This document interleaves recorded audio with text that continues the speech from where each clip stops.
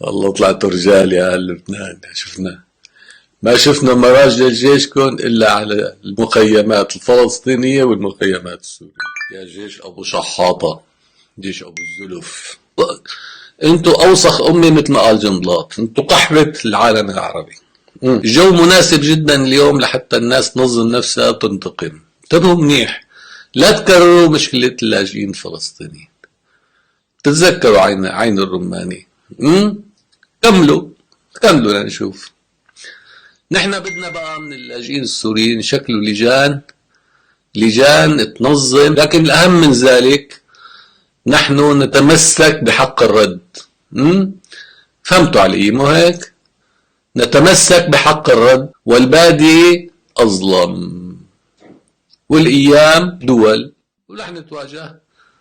ايه بكرة شو رح يصير؟ بتقولوا نبهناكم وحذرناكم. هالحيوانة بلاها، هالقلة الأصل بلاها، هالدناءة بلاها، وستدفع ثمنها. ونحن نتمسك بحق الرد وبالشكل الذي نختاره نحن، مكان وزمان وشكل المعركة. يا لبنان عود عائل، يا لبنان أحسن ما ننزع عن مساك وصباحك.